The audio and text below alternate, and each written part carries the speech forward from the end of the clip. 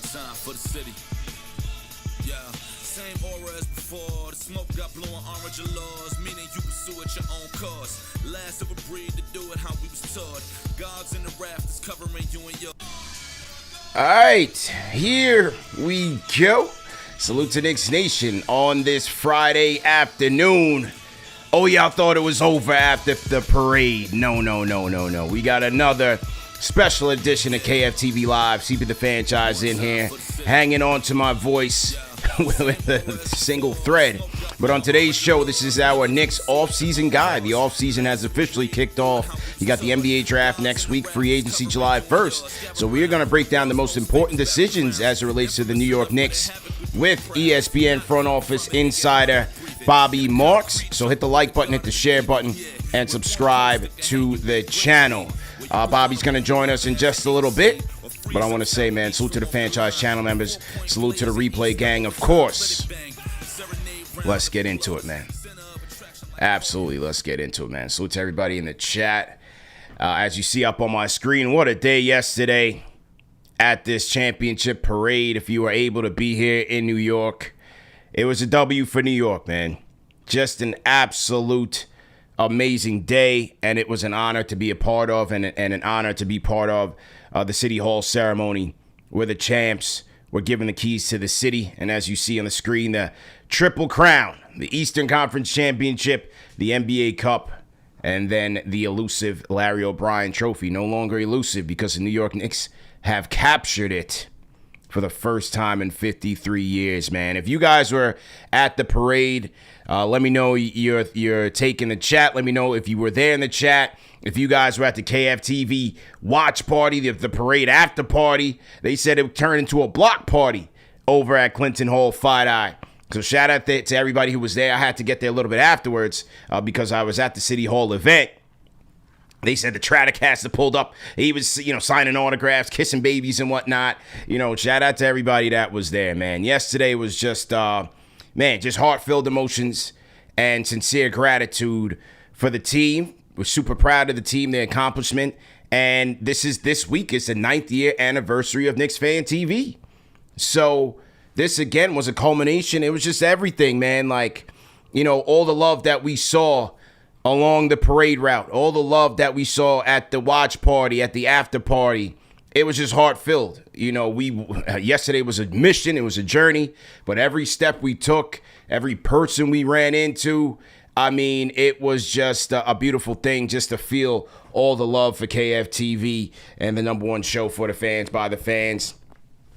So to our friends at Fox News. Fox News pulled up. Fox 5 pulled up to the after party. They've been covering us for a number of years now. So everything was just beautiful, man. I had people running in. I ran into one of the guys was like, yo, man, I was one of the first people who was recording your radio interviews just for love. You know what I mean? Recording my radio interviews and emailing it to me.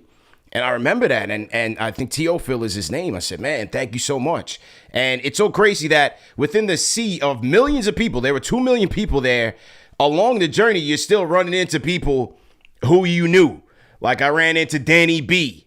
I ran into, at the end, how apropos, my guy Triple M, a guy who's been on that journey with us since the beginning, since we were wearing masks to game during the COVID years, and the first people outside after that.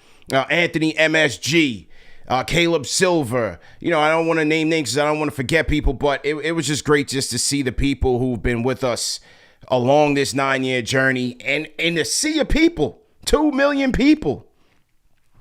It was just absolutely insane. I'm on the subway in the middle of my mission. I'm going to tell you about the mission. I'm on the subway in the middle of my mission, and I run into a KFTV fan.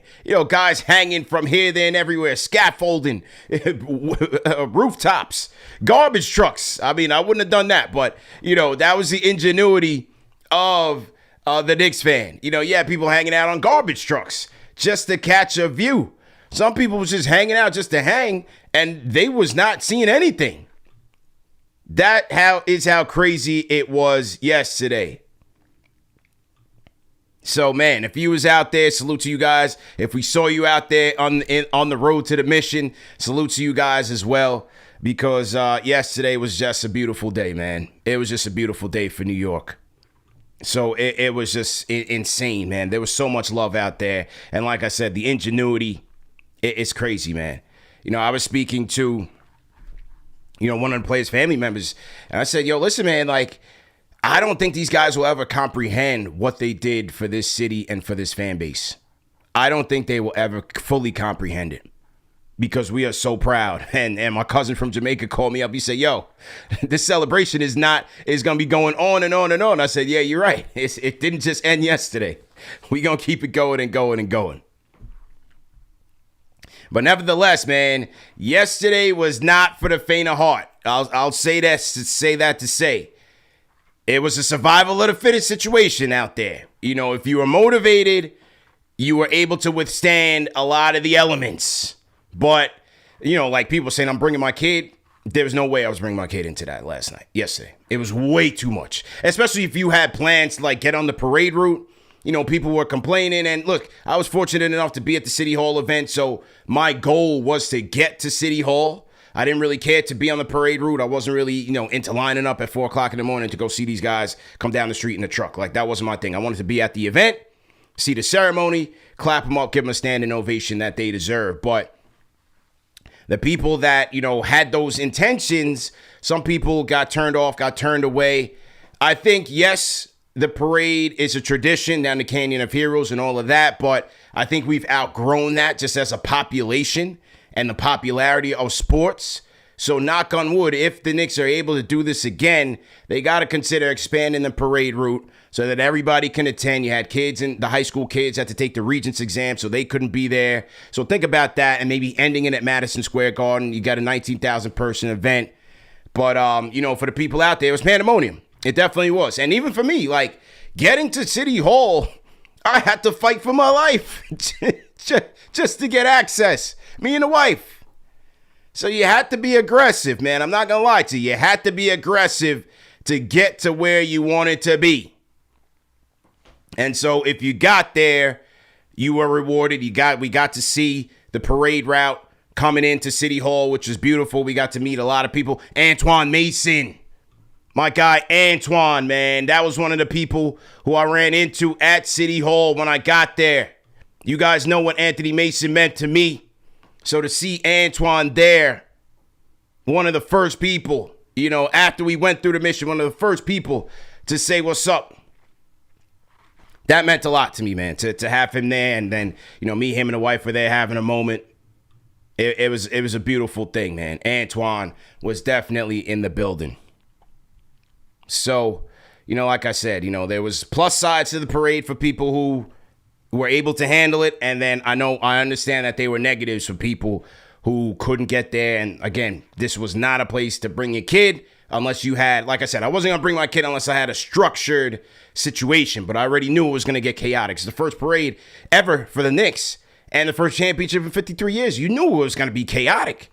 There's only but so much that the NYPD can do. I know people are like, oh, it's unorganized, this is that. Look, after a while, even the NYPD gets overwhelmed. Like, they're human beings like us, too. But shout out to them, man. Met a lot of people on the force that were Team KFTV. They rode out for the #1 show for the fans by the fans. So shout out to everybody on the force who we came across along the parade route. I thought the ceremony was cool. It was a little OD on the politician side. Mom Donnie was on the show. Shout out to him for coming on the show. I thought his speech was cool. And then he just went left by started naming all the scrubs. I was like, all right, Mom Donnie, like, come on, man.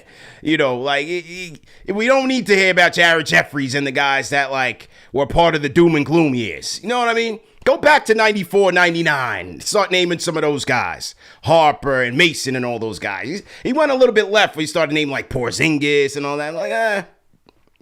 Put that to the side a little bit. Jumaane Williams. Nice guy, and we have connections to him through different people in our family and friends. Nice guy.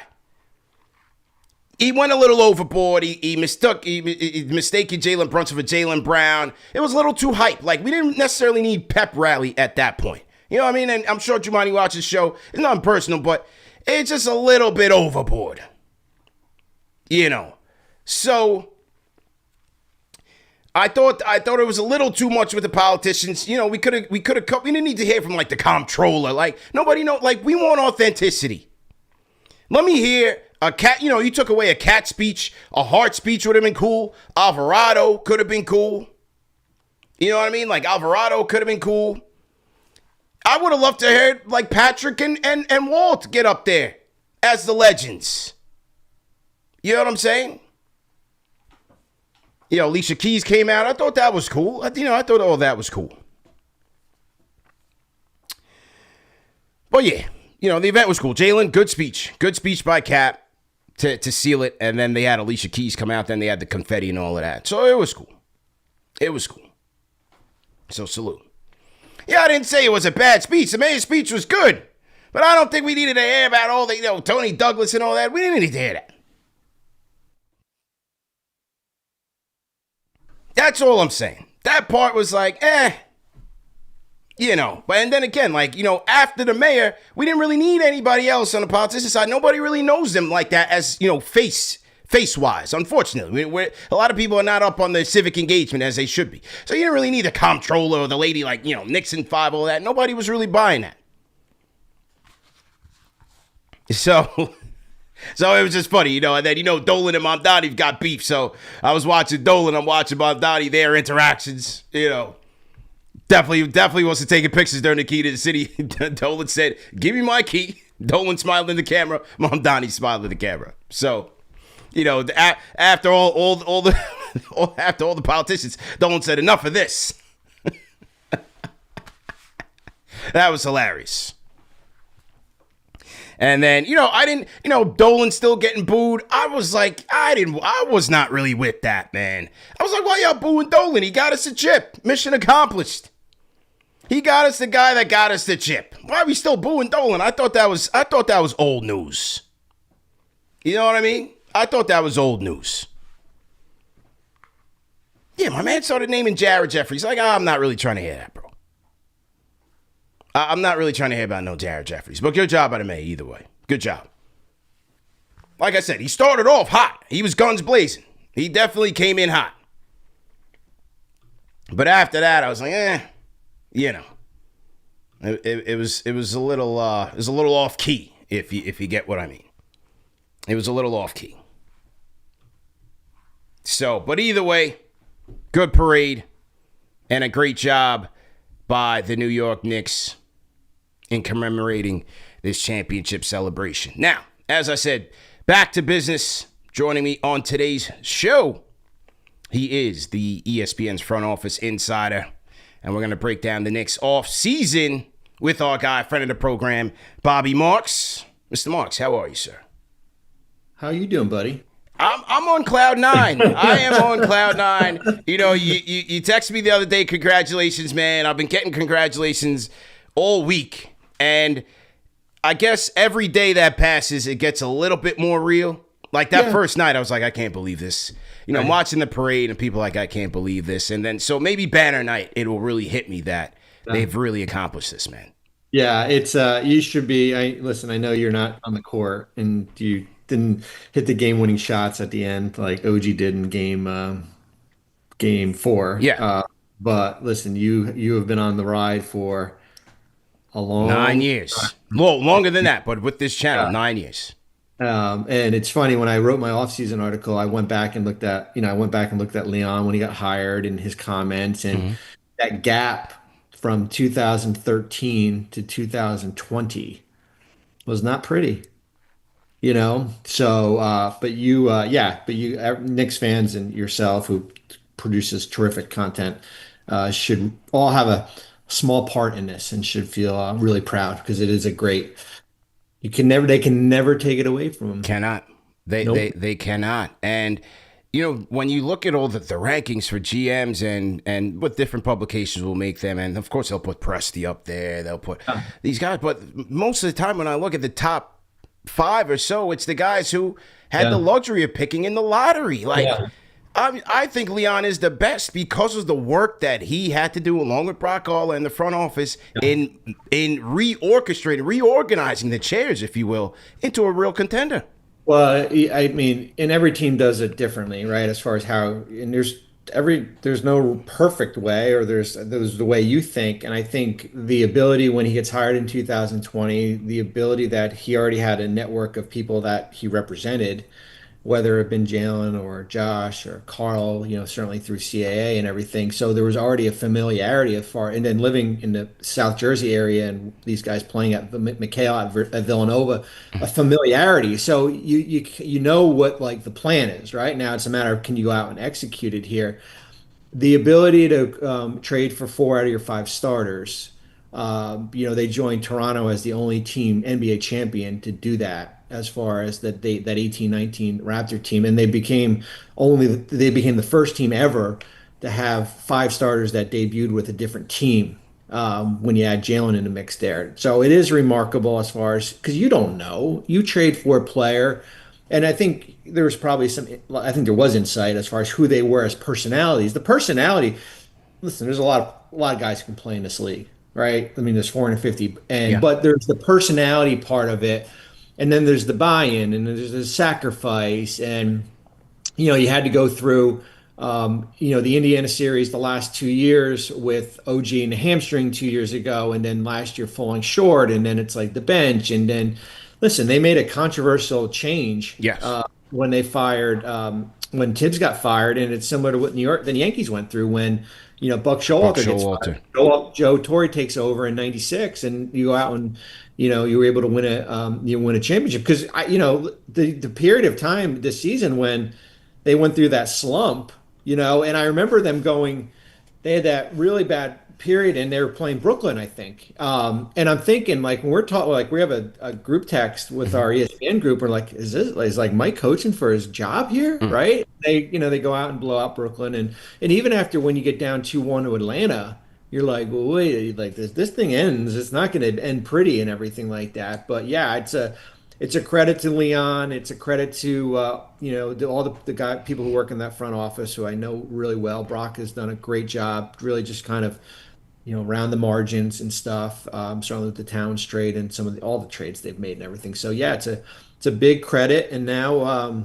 the offseason starts. Yeah. Absolutely. And, just as you mentioned on the margins, man, I almost give them as much credit for those moves as I do the blockbusters for OG and Cat and for Mikal Bridges because, Josh Hart was a margins move, and that was major for them. You got a bona fide starter, a guy who's triple-double capable for Cam Reddish, and the pick that turned out to be Chris Murray. Yeah, it was in that kind of like as out of all the moves that are talked about, that's kind of like that's like the 5th on the list. But I still remember when it happened in February, right around the trade deadline and everything, and then the ability to flip RJ and Emmanuel for OG, but the Brunson signing was that was the thing, right? Like you don't see. And I know at the time, I mean, Jalen was really good in Dallas, but you don't see players switching teams for, north of $25 million right, and go and sign with the team. But that basically laid the foundation. And then they were able to kind of work around that. But Landry on 2 years of non-guaranteed deals with him, go out and get Clarkson on the minimum and everything like that. Deuce is there, but they've been able to, and then a lot of it is just trusting your bench. So unless you play them, you never know what you have, right? Sure. Like you have to go through some trial and error and everything like that. But the Jose trade, right? I mean, like he closes games. At the end, he was on the court at the end of these games and stuff. So they've done a really nice job. Now it's they'll jump right back into it with the draft and then free agency right around the corner. I mean, free agency technically has already started for most teams with their own players and stuff. But they have 3 picks on Tuesday and Wednesday, including 24 and 31. So you got picks in the 31, which is nice to have that flexibility there. I want to play this one soundbite that raised a lot of ears on the eve of the parade. Could he have just waited to the next day? I said, boy, oh boy. But here was James Dolan on the Craig Carton show as it relates to the Knicks offseason and the dreaded second apron. There we go. Similar to what the Yankees did this year, a run it back kind of sense? Or do you think there might be potentially, based on individual contracts, that while the core will be the core, do you think there's a chance that we have 2, 3, 4 player turnover or no? First off, most of our guys are on a contract. Right. We have a couple guys who are not. If we could bring back the whole team, right, exactly as it is, I think why wouldn't you, right? But I don't know if we're going to be able to. Just contractually. Just contractually. And some guys are going to get bigger paydays, and good for them. Right. Yeah. I mean, we're willing to stretch, right? But there's certain things in the NBA that you have to be, suicidal to do, and we're not going to do those. One of them was called the second apron. Cannot go into the second apron. Got it. But it's. But that's up to Leon, right? He's making all the decisions. You're just stroking checks, right? Yeah, I'm just telling him how big of a check I can write. Right? I'll write as big of a check as possible, but I can't write a check that goes into the second apron. Got it. Well, you've had a pretty successful. So now, all for this, you got people booing Dolan at the ceremony. I'm at the ceremony, and people are behind me saying you're streaming second apron. I mean, what do you make of the comments here? I would be surprised if they're not in the second apron. I think they will be. I think they will be because I think the second apron and I was joking on TV on SportsCenter yesterday. I said I've never seen a two words that scared so many billionaires, right? And I understand, like, if you're a team that is not if you're a first or second round team and you're in the second apron, which basically the second apron restricts you from adding from the outside. Right. Restricts you as far as going out and signing free agents to more than a minimum or trading for players. Like we went through Phoenix a couple years ago when they had Durant, Beal, and Booker, and they couldn't go out and add talent to their roster. It restricts you, and then it freezes your first 7 years down the road. But it doesn't restrict you. Yes, you will pay a penalty to retain. The retention part is the most important thing when you're looking at your with Landry and Mitch, and Jose's got a player option. Jordan's a little bit different because he's on a 1 year, he's coming off a 1 year deal. So it doesn't restrict you. Like that's the goal is as far as a retention standpoint. And I think Boston is kind of the gold standard. The Boston Celtics went in it, right? And then went out of it. So there's always ways to get out of it. There's been 4 teams that have been second apron teams. Cleveland this year. Going to be in it this year, this past year. We have Boston, Phoenix, and Minnesota, and all 3 are now out of it and everything. So if you're the Knicks and you've got your 5 starters under contract, and there's some decisions certainly with Karl, and then you've got your bench, there's a priority there because if you don't, let's just say like there's a mandate from ownership and Leon's got to go, and we're not going the second apron, because then you're basically going to try to find more Landrys out there that you did a year ago, or Jordan Clarkson. So you're playing the minimum market. It's hard. It's really hard to do because if you sign 4, the goal would be to get 2 that I can actually play for you. And then you're probably relying on Kolek more, and maybe you're picked in 24.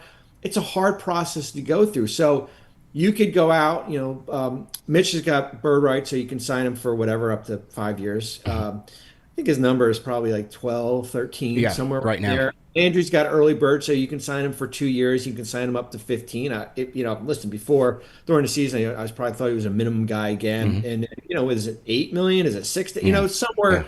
It's somewhere in there. So, yeah, you can do that here. And I think you almost have to. I think you have, when you win an NBA championship, there's an obligation, right? Like there's an obligation with not like, listen, if someone comes in and offers Mitch Robinson $20 million a year, like you got to be like, oh, wait a minute, like what's the price point?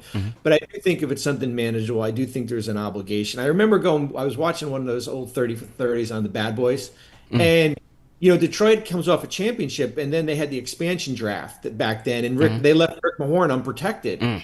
And he gets picked by one of these teams, and it really left this sour taste in that locker room. So there's the dynamics within also there that you have to think about. But listen, Leon's a smart man, and Brock's smart. They'll know what's the best for this organization. And I think you could show Jim Dolan as far as here, this is where we are, this is what happens, and then here are the options as far as us to get back out of it. Because I do think getting back out of it is an important thing to sell. Now, I would think Karl-Anthony Towns is number one on the list. Right now he's got a $61 million deal heading into next year, and then a player option for 27-28. He's eligible for a major 4-year, $272 million contract extension.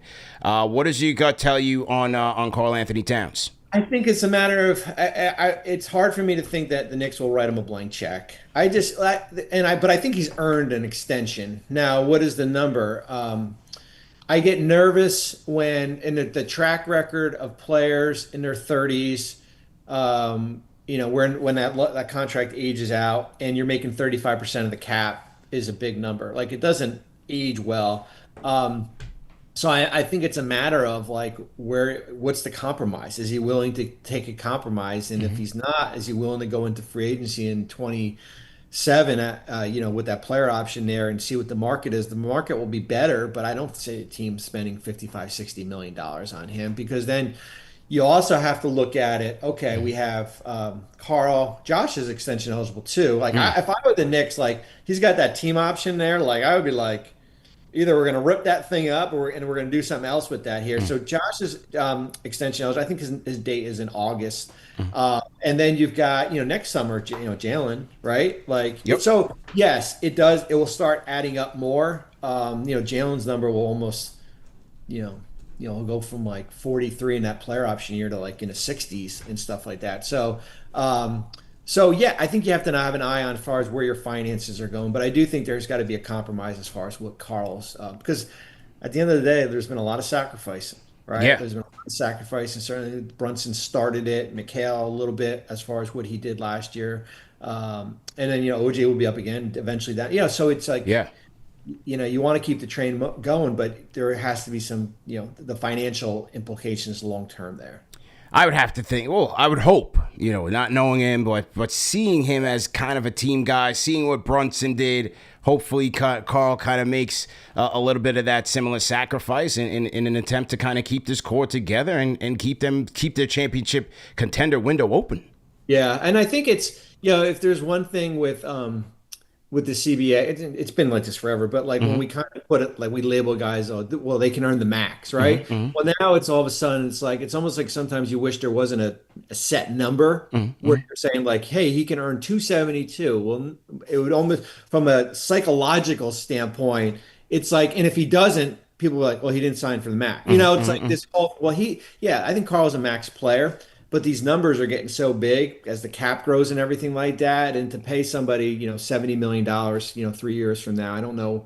I don't know if you could put yourself in a position. But as I said, I do think there's a compromise out there with an extension here. How about Mitch? And I got to just grab my computer charger real quick. But how about Mitch and the extension and the fact that, he didn't play on back-to-backs. They had him on this load management. Just go into that for a second. Yeah, I mean, I think when you look at him, where his minutes are, like there's a market there's a market for him out there with teams with the non-tax ML, which is $15 million. But there's also, he's certainly at a specialty position here as a backup. I don't see him as a starter that's going to play 25, 30 minutes. I think the games is something that you have to consider also here. So I do think. When you look at Mitch, in this CBA, basically you kind of get pegged as far as where you are positionally, where you are if you're a sixth man, where you are if you're the second guy coming off the bench, where the centers are. Him and Robert Williams are probably the two top centers after you get past Jalen Duren and Walker Kessler, who are restricted. So if you're a team like, if you're a team like Portland, or if you're a team like Charlotte, and I think some of it will be determined what happens in the draft on Tuesday if teams are drafting bigs and where they fall in the pecking order. And when you look at the landscape, there's two teams that have cap space, the Nets and the Bulls, right? So you want to go to a kind of a rebuilding teams with those, and then a lot of these teams, the Lakers are a little bit of an asterisk based on what happens with LeBron, but there's a lot of these teams that have the non-tax mid-level, which is $15 million, and I think his number is below that. Yeah, I think it would have to be, just given his injury history, and I would have to think that they continue this just to get him to the end of the road, which is playoffs when it really matters. So I think his contract extension situation will be very interesting. He does seem like a loyal guy, and maybe he wants to stick around in New York, but he does have the home there in Tennessee. He's a country guy, so do the Grizzlies bite? I don't know where their cap situation is, but Mitch's free agency is going to be interesting for sure. Yeah, I mean, I think it's a matter of what makes the player happy, right? I mean, I know there's a financial component, and maybe there's a bigger. I don't know if you could say there's a bigger role for him out there, just because, as we said, like they've done a really good job managing his minutes at 21, 22 minutes a game. He's got a specialty role on this team. Going somewhere else, you might be asking him to do some things that he's not comfortable doing. Once again, this is KnicksFanTV Live, CP The Fanchise. We have the great Bobby Marks, ESPN front office insider here, breaking down the Knicks offseason guide of 2026. Bobby, a guy who they caught lightning in a bottle with at the 51st pick, Mohamed Diawara. Yeah. He came on strong, and so you talk about developing your bench, playing your players. Mike Brown had some success there, adding to that wing stable, which I think was their strength, positional strength this year. But, with the apron scenario, is it a guarantee that they can keep him? No, it isn't. I mean, they'll him and Hakporty, they should tender qualifying offers for, and then they'd be restricted free agents, so you have the ability to match. But with Diawara, it's a little bit with an asterisk too, because if you had a team that comes in and, I don't know, plops down a 3-year $24 million, which hypothetically, and it's $8 million, then you're going to be restricted as far as because of these apron rules, as far as what you can retain him for. So there's no guarantee with with him coming back here, as far as with and they've done, there was really good moments as far as during this during the season with him, as far as one of these young players that he's probably your top young player, I would think, as far as how you look at your bench. Yeah, it's interesting as you say that, because there's people in Westchester that think Dadier is coming. Mikal Bridges has really been singing his praises. Mikal Bridges is wearing his jersey at the parade. I'm not sure how much stock to take into that, but there's a lot of people that think that Pacome Dadier could be getting ready here to take another step up for the Knicks. Well, and that's the thing is how you kind of, we talk about the apron, the second apron, high spending teams, like how you can get by is younger players. You're going to need a mix of, your sixth and seventh man as far as maybe veterans here. But when this roster ages out, you need that kind of layer of young players to kind of come up, whether it be at the 24th pick, whether it be at your former players that you've drafted for in the past. Is it at pick 31? Mm-hmm. It's a nice thing to have as far as what. So those are important. The ability to have a guy on a 4-year contract, and with Dadier, he's got a couple of years left. That's a team controlled contract at a low number is a really good thing to have. Speaking of the draft, you do a lot of work with potential prospects. The Knicks they've worked out a number of players, including one who I'm intrigued by just by his wing potential, and that's Duke's Isaiah Evans. Did you do any work with him? I didn't. I was in Chicago for the combine to cover and everything like that. But yeah, I mean, listen, it's a draft of guards and certainly wings. I think Isaiah with his length, right, as far as what he was able to do at Duke. I think where New York is, and it thins out a little bit in a second. I mean, like Zubi Ejiofor, right? Like they're going to be staring at him probably. Sean Farnham yesterday on NBA Day talked about Henry Vassar from UNC, the big stretch 5. So they're going to be in a wheelhouse as far as it's, you're sitting there and you're basically like, what's left kind of on the board here. There could be some bigs left on the board. There could be some, as I said, I got, we're going to get a string of guards going right in the lottery, 4 or 5 in a row and everything like that. But I think they can find somebody at 24. Bulls New York fan 4442 is asking, I'll get to that question in a second. But Jeffrey Glynn, $5 super chat, says, how do you feel about Tarris Reed? Any familiarity with Tarris Reed? Potential insurance for Mitch? Yeah, big from UConn. Certainly you saw what he was able to do at the NCAA tournament this year, but a guy elite level rebounder, a little bit undersized for him at 6'9". But yeah, he's a big that is probably going to be there in in that 20 to 30 range. And then we have Bulls New York fan is asking, can you explain some of the penalties of the second apron? Yeah, so I'll go restrictions, and then we'll go penalties here. The restrictions are, so if you are a second apron team, you can't send out cash in a trade. So if you're the Knicks, you're not going to go buy a pick in a draft, which I don't think they would anyway, just based on where they are. You can't use your tax mid-level exception, which is at 6.1 million. That was the one you used on Yabusele a year ago. You can't aggregate. So the ability to combine salaries in a deal. So if you wanted to trade, just hypothetical, like Josh and Mikhail, right? We're making 53 for a $48 million player, although you're taking back less. You can't do that if you're post-transactional salary. Can't take back more money in a trade here. So there are those restrictions. Your draft pick, if they finish over the second apron this season, 26, 27, their pick in 2000, I believe it's 2034, will become frozen, which basically is you can't trade it. However, if you're out of the second apron for I think 3 out of 4 years, the pick becomes unfrozen. So as I said, there's ways to get out of it. But remember, this is a Knicks team that was hard capped at the second apron the last 2 years. The Towns trade 2 years ago, and then Yabusele last year, and I think they were like 39,000 below or 200,000, right? We were kind of going through that math there. So they have been faced with some of these restrictions that would already be in place if they do go over the second apron. The biggest one is the pick freezing there. But as I said, it does give you the ability to unfreeze that if you're eventually out of the second apron. And given the salary commitments that they would have to make depending on the pick slot, you thinking punting back? They might would that potentially be the draft strategy come Tuesday, Wednesday? Yeah, I mean the pick is at 3-3. I think that's the number right now. So second round pick is 1-3. So listen, every dollar matters if that's kind of where you're going. I mean, you could certainly, if you want to trade out and get something maybe for the future. Remember, some of those picks are still owed to Brooklyn there. Then maybe that might make sense.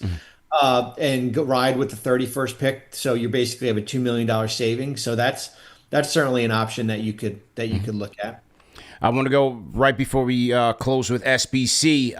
Rapid fire. Celtics or Heat? Where do you think Giannis goes?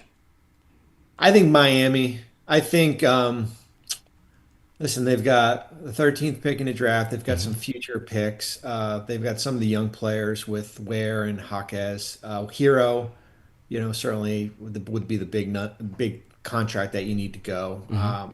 His ability to re-sign there. I think it's, CP, the hard thing is like, what did these teams look like after? Right? Like and that's like when we were kind of going through this with New York, like talking like a year ago and Giannis, but like the ability of what you have to give up, whether it be 2 or 3 players.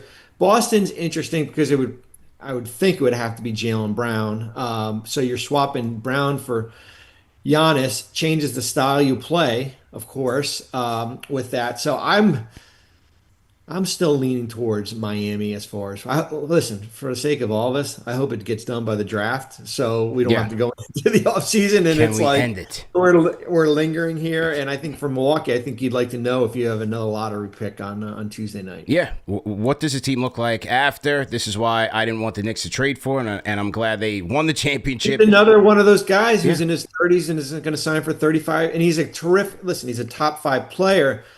But man, 3 years from now, when you're making 75 million, it doesn't age well. Does not age well. Does not age well. And so with that being said, we are going to reconvene in Las Vegas for NBA Summer League. Another session of Sports Business Classroom. Just give the people a preview and let them know how to sign up if we have some spots left, correct? We do. We have a handful of spots left, but we're getting there to full capacity. But we are in Las Vegas from July 12th to the 18th. So that is right in the smack in the middle. Summer League is from the 9th and the 19th. We do all our sessions at Thomas and Mack where the games are being played. You have the option to pick a major: salary cap, scouting, video analytics, media, broadcast, agent, NIL. We do curriculum all week. We have guests, and CP is part of our staff, but we have people that will pop in throughout the week, from the league, Players Association, players. In general, we do deep dives. We end it with a mock trade deadline at the end of the week. But it's a great session. This is year 3 for me. You can go on sportsbusinessclassroom.com. You can read about all the information as far as what we do. All right, there it is. So, Bobby, thanks again for the time. I'm guessing we'll meet again before SBC, but again, even with that, man, thanks again for the opportunity. I appreciate it. Thanks again. To seeing you, man. Enjoy, and savor this, man. Savor this this championship. Will do. Thanks again. You got it, buddy. All right, that was the great Bobby Marks. Ladies and gentlemen, hit the like button, hit the share button, and subscribe to the channel. The Knicks offseason guy, ladies and gentlemen. So you heard it, the Karl-Anthony Towns potential big extension. Will Cat give the Knicks a deal? What number will they come to? Mitchie? Is Mitchie going to be back?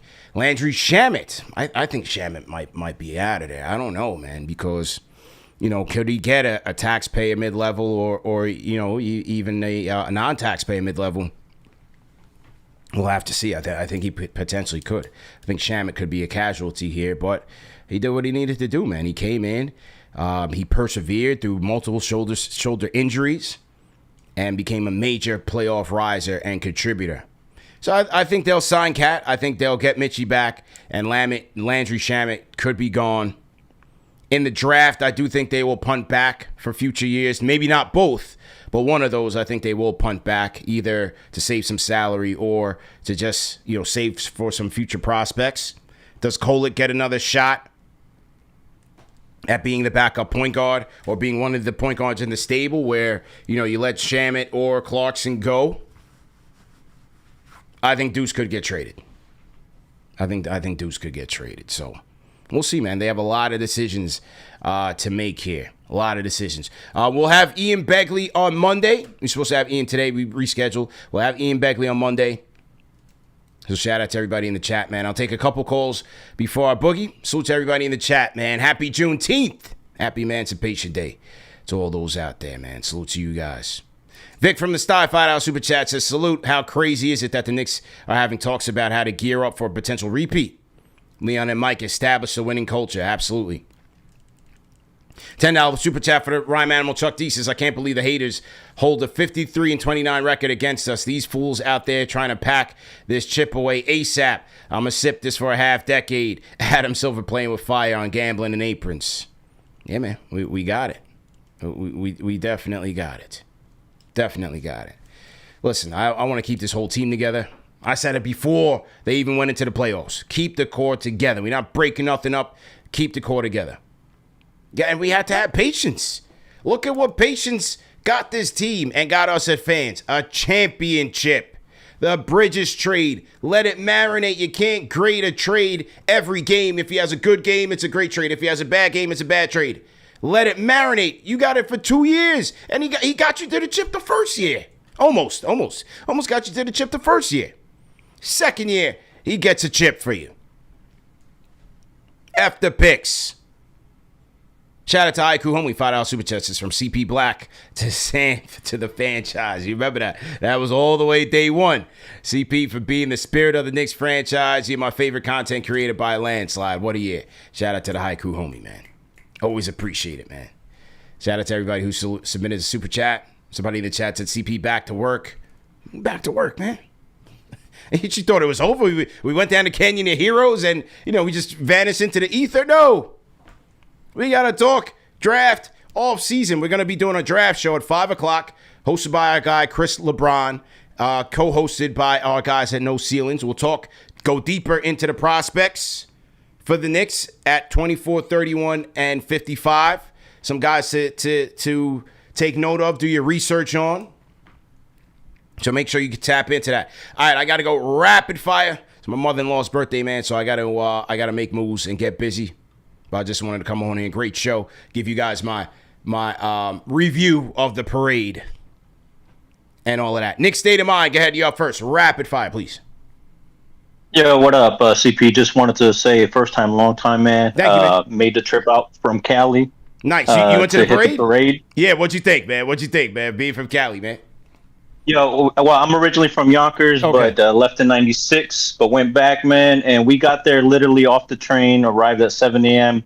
Still looking at it like a mile away, but I got to peep Mello on the float. Yeah, Mello was there. We hit a bar, got to hear the speech. Pretty much ignored everything except when Brunson started. Brunson started talking. Everybody stayed quiet. Yeah. And then once they started hanging out the keys, we went down to City Hall. Got to listen to Alicia Keys and just be happy, man. Enjoyed it. Been waiting 36 years, man.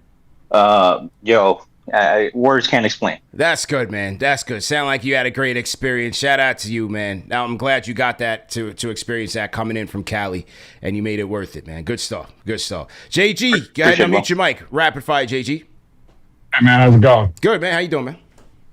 Good. I gotta say first, I was laughing at the beginning of the show when you mentioned you didn't need to hear all about Tony Douglas and Derek Jeffries. Yeah, I just thought he got. Some people liked it. I just thought he got a little carried away. I'm like, pick up Derek Harper and Anthony Mason and those guys. You know what I mean? Right. Like, I ain't need to hear about the Jared Jeffries. Come on, man. That was a nightmare. No, Yeah. 100%. I think we should have heard from more of the players. I feel like as opposed to the politicians Yes. that people don't know about. Yes, you needed Cat. The guys who can speak, like Yeah. OG, you can't really get a speech out of OG and Mitch, right? They don't really say too much. Right. Or Deuce. Right. You need Cat would have said the best speech, and Hart, let Hart cap on JB. Give me a little roommates podcast or 100%. something like that. Would have been hard. Yeah, 100%. Like I don't know. Like obviously Brunson's got to speak. I don't know. They should have had the other guys speak. But last thing I'll say is, the past few years, obviously it hasn't ended like this, and then coming into the next season, everybody's complaining about something. I'm just curious to see how next year goes. Like, I don't want to hear about the picks. Yeah. I don't want to hear that Hart shouldn't be starting. I don't want to hear that Cat's soft or whatever. Like, everybody's just got to enjoy the ride. Hopefully, we can retool this season or keep our same squad for the most part this season and run it back. Appreciate the call, man. JG on the Discord. JG. Blaze, you up next. Blaze, go ahead and unmute your mic. Rapid fire. Yep. CP, can you hear me? Yes, loud and clear. How you doing, man? What's good, man? I'm doing great. I came down to the city yesterday for the parade. Yeah. Like, we got there like 6:30 off of like the Rector Street access point, and it was cooked. Like I thought maybe we had like a glimmer of hope, but unfortunately we weren't able to make it in. But I still had a blast. Like we made the pivot, me, my buddy, and my girlfriend. Went to MSG, smoked a cigar outside MSG. That's nice. Then we pulled up to the post parade party at Clinton Hall. Yeah, how was it, man? Tell them how the after party was, man. Dude, it was lit. There were so many people there. Yeah. Like the vibes in the city just overall were incredible. Yeah. Unfortunately, I had to leave around like 1 or so I didn't get a chance to talk to you or meet you. But, okay. Well, I'm glad you were awesome. here, man. I'm glad we were able to open up the doors for you. I got there a little late because I had to walk from City Hall. So, and the City Hall thing started a half hour late. So I was late getting to the watch party, after party.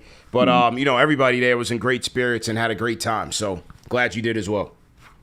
Yeah, it was incredible. I appreciate everything you built for KFTV. Appreciate it, man. All of it coming to fruition like this. Appreciate it, man. Appreciate it, Blaze. Too Cold, T Cole, rapid fire you up next. Hey, mic check 2 1 2. Can you hear me? Loud and clear, sir. How are you, man? Hey, what's going on, champ? I've been missing the live shows by like 15, 20 minutes, so I'm glad I finally get a chance to call in, man. I saw your video on IG when they won, and brother, I had that same sentiment, man. Yeah. I cried like a baby. I was in Houston at a watch party, at a Knicks watch party, and I tell you what, never in my life have I seen so many grown men crying in the same rom. Yeah. The other time I seen a whole bunch of grown men crying at the same time actually has to do with the Spurs. Game 6, Randall hit that 3. I was in Austin with a whole bunch of Spurs fans and a whole bunch of grown men just crying. But this time we were crying for happiness. So this is going to be the best summer ever. We're going to get to go into the offseason, not having to worry about what we're going to do, and we can chill because everyone is going to be adjusting to us because we are the champions, brother. You have a good day. I'm going to keep it rapid fire so you can get to your birthday and everything. Thank you, man. You have a great day, man. Thank you so much for the content, brother. Too Cold, T. Cole, always appreciate your contributions over the years, holding it down in Texas for us. Shout out to Too Cold. Gio, go ahead and close this out, man. Let's get to Gio. Yo, what's good, CP? How you doing, man? You made it back, or you still out here? Nah, I just made it back. Just Nice. flew back into North Carolina. Nice, man. Nice. Dude, I don't know. My voice is still shot, bro. Like, yesterday was crazy, bro. Like, It was insane. being around millions of Knicks fans, just people that love the same thing as you, like, bro, it was just an experience I'll never forget. And also, my birthday was on Wednesday. Oh, happy birthday, man. Everybody in the chat say happy birthday to Big Daddy Gio, man. Appreciate you, bro. Appreciate it. So, like, this week, like, winning the championship, I turned 28. This is the best birthday week of my entire life. And, bro, I know you already talked about it, but Clinton Hall, man, that was crazy, bro. Yeah. We pulled up. Dude, there was people. It was so packed that there was people drinking, like, on the streets because there wasn't enough room. There was a block party. Dude, it was crazy. And, like, I had to go home. Like, we had to go back to our hotel and, like, watch the speeches again because it was so loud in there we couldn't even hear it. But anytime we saw Jalen on the screen, we saw Mike Brown, we're screaming, we're going crazy. We can't even hear what they're saying. It was just, what an environment. And then last thing, we ended up, me, Brandon, and Alex took a little Team KFTV photo. Nice. And I saw Triple M, you know, he was giving us some dirty looks. He was giving us some dirty looks. He said he still doesn't, he never forgot about what happened in the first round. He never forgot, man. No, he's still thinking about it. Yeah, you know, he's an ally, but when it comes to the Knicks Twitter basketball tournament, it's every team for himself, man. If you're not with us, you're against us, man. Yeah. Hey, you let him know. Let him know. But now I'm going to let you go, man. Great show. Yeah, man. And, man. Just still doesn't feel real. Let's go, Knicks. Let's go, man. Listen, man, start getting some shots up. Get your training on. Make sure, you know, you're stretching and everything, man. I'm not going to be there, Gio, so you're going to have to represent for us, man. Hey, but last thing. We were actually talking about that. We were like, hey, that James Dolan speech meeting, whatever the inspirational talk that he had before the playoff run. Yeah. We're going to need like a video from you. Like, you got to hype us up, man. Oh, yeah. Don't worry, man. I got you, man. Absolutely. Hey, you have a good one, bro. Yeah, man. Absolutely. Shout out to Gio on the Discord. Yeah, yesterday was just crazy. Somebody in the chat said it looked rowdy, peaceful rowdy. That's a great description. Peaceful rowdy was how I would call it. But it was survival of the fit, boy. Like I said, if you weren't a fan of crowds, that was not the thing for you. And look, like I said, I feel bad for the people who had the intentions of like seeing things on the route. Look, the reality is, while the Canyon of Heroes is a tradition and all of that, these parades have outgrown it. So you have to expand it. People are saying, you know, do it along the marathon route. That's a great idea, but I don't know if they would do that during the week. You know, that's a bit, you still have a lot of commerce that has to, you can't shut down the entire city like that, you know, so that's why the marathons are on Sunday, things of that nature. But if they got to figure it out. They should have expanded it. I do agree with it. But, you know, for me, even when I was going to like the Yankee parades and the Giant parades as a kid, my intention was never really to get on the route. Like, yeah, I would see some things. It's more just to be in the energy and have a vibe. So that was even me yesterday. Like, if I wasn't going to City Hall, I would have just been outside, just to be outside, vibe with the people, and then head to the watch party and just take it in from there. Just to be in the neighborhood, in the vicinity. So, again, kind of sorry that the people who had the intentions of being on the route, who went out at 6 a.m., were turned away because all the pens were full by 4 o'clock. But you also got to expect that, like, this is the first parade ever for the Knicks. There's only one basketball team in the city. Remember that. It's only one basketball team. You got multiple football teams, multiple baseball teams. It's only one basketball team that represents New York. The other guys are from Jersey. Okay, let's not get it twisted. So that's just what it is. You know, that's just what it is. But yeah, man, it was for me, my personal experience. I can't speak for everybody else. It was a beautiful day in New York City.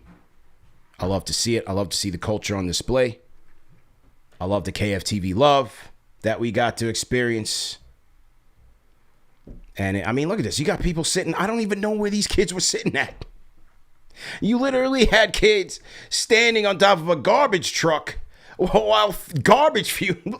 Meanwhile, if you walk by, I said, wait a minute, is that garbage? Looked up. It's 100 people standing on the garbage truck that was actively working. But by any means necessary. That is the New York way. So that's that. Shout out to Danny Bolster-Joe, $10 Super Chat says, from the days of moral victories, Ron Cleveland, and the point guard carousel, CPU raised the energy of a nation just trying to survive 9 years ago. Hats off, brother. You deserve a ring yourself. Thank you, sir.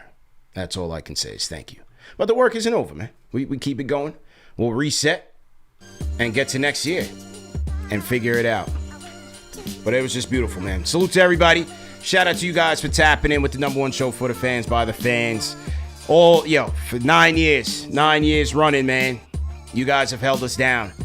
And we can't thank everybody individually, but we thank you. Whether we've met you over the years or not, whether you are replay gang or whether you live, whatever it is, however you've contributed, whether you work with us, however you've supported us and brought your brick to the equation. Can't thank you enough. Can't thank you enough, man. It's just beautiful, man. So from my team to yours, everybody enjoy the weekend. Go back and check out the content. You know, the Tracy Morgan show, the interview with Mayor Mamdani, today's off-season guide. We got Ian Begley coming on Monday, and I got a special guest coming on Monday as well. So stay tuned. Enjoy your Juneteenth. Enjoy your holiday. Enjoy the weekend. We out of here, man. Number one show for the fans, by the fans. I can't find my towel. Yeah. All right, whatever. It's gone, man. I'm out of here. Peace.